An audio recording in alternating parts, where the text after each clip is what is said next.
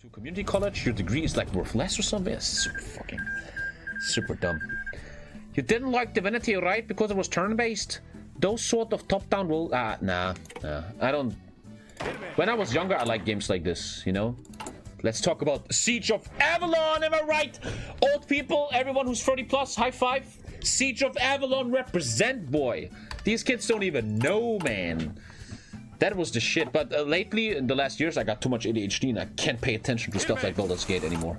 It's too complex and I just feel like, let's just play World of Warcraft and press random buttons. Thank you, Daisy Boy. Siege of Avalon, man. The game, bro.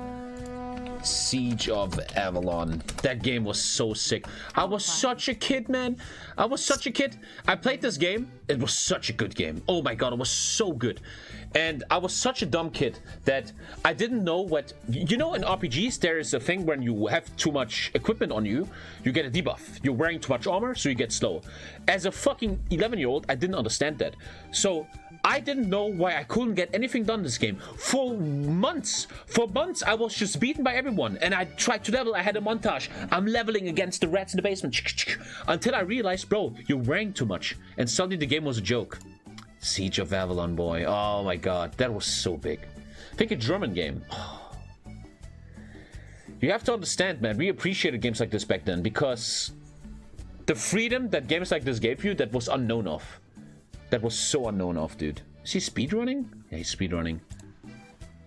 Siege of Avalon Part 1. Oh, man. Dude, this is where it all started, dude. Wow. Like orcs and shit. Okay, he's reading the entire story. Are you fucking crazy, man? Your entire first video is just reading. Oh my god.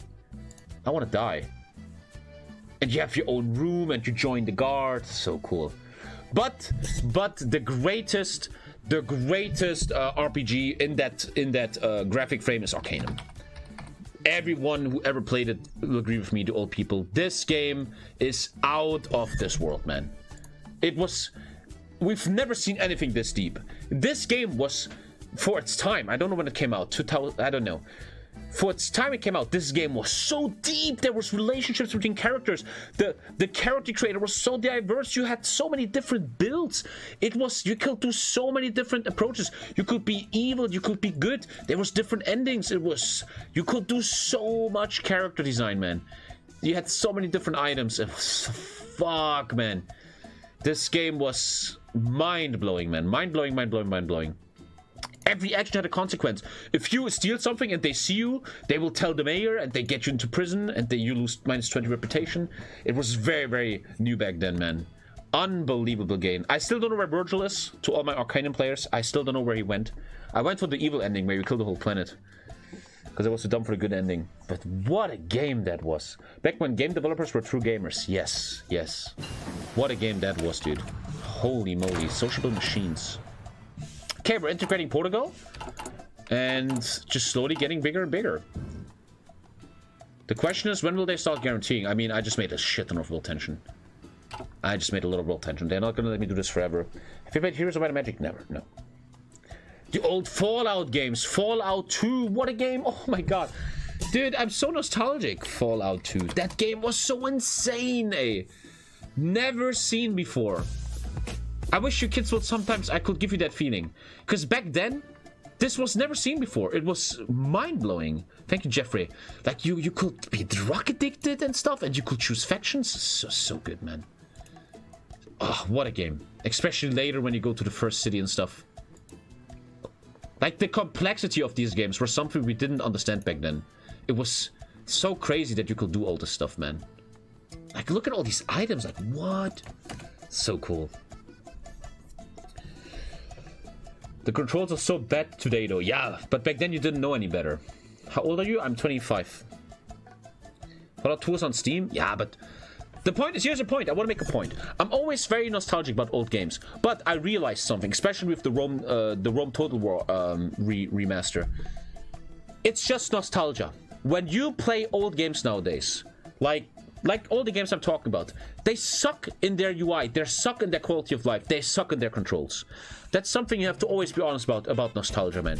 I think classics, World of Warcraft Classic still did it well, but all of these games, like when I was playing Rome Total War Remastered, dude, it was so cringe to play. It was so disgusting to handle, and UI and all that stuff. And you have to just say nowadays games have a much better handling, man.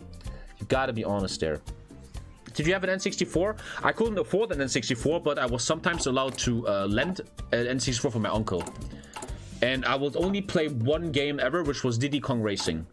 And I loved that game to death. Diddy Kong Racing was in a church, man. That game was so good. Games are much cleaner nowadays, yeah.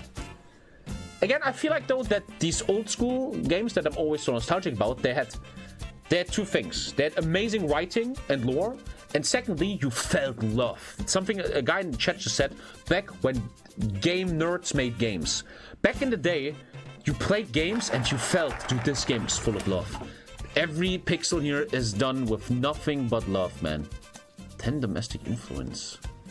Night vision goggles. Let's start getting into army reforms. Sizable military spending. And that's something you miss nowadays. Look at Cyberpunk. Look at the new World of Warcraft add-ons. Look at whatever the fuck comes out today. It's all corporate nowadays. It's all capitalist. It's a bunch of normies sitting. I mean, look at game developer interviews nowadays. Back in the day, they were nerds with band t-shirts. Nowadays, they're like hipsters with the hipster glasses and blue hair and stuff. They're not real gamers, man. And yeah, I stand by that. I'm not gonna say sorry for that. And nowadays, everything is corporate and money and, you know.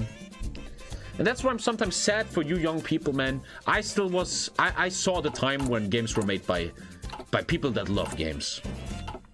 Which doesn't happen often nowadays anymore. You know where you see love nowadays? With mods. Skyrim mods, Enderwall, Hoi 4 mods, EU4 mods, mods. Mod developers are people that love what they're doing. They love their product. They don't do it for money, they do it for love. And now imagine, to explain to you the early 2000s, imagine mod developers would make real games. That's what the 2000s felt like. It was the greatest time.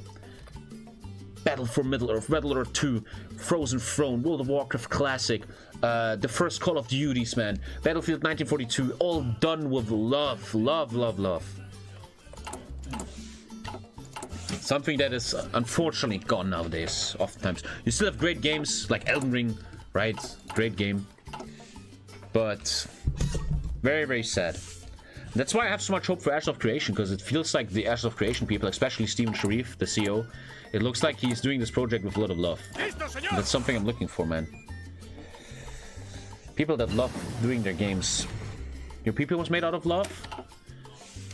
Yeah, but then you came out and then they didn't love each other anymore. Oof. Sorry, I don't know where that came from. Have you seen a new Doom game? Nope.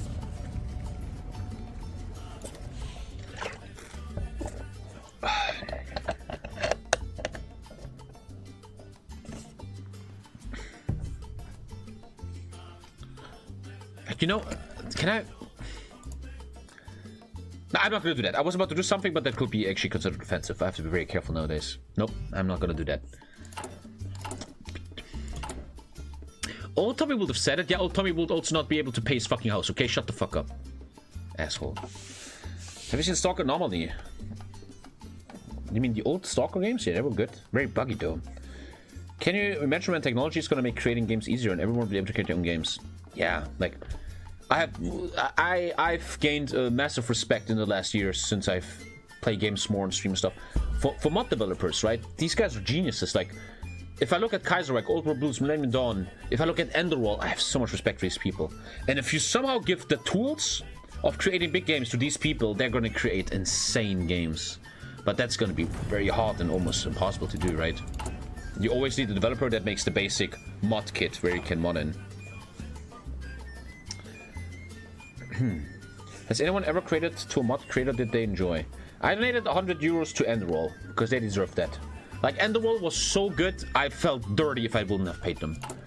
Like, that was a legit AAA game from modders. Like, what the fuck was that? That's what engines are for, like Unity. ATGMs. Okay, all the upgrades are here. Everything's upgraded. Looking pretty good. I need to start doing mills now. I just felt like the more civs I do right now.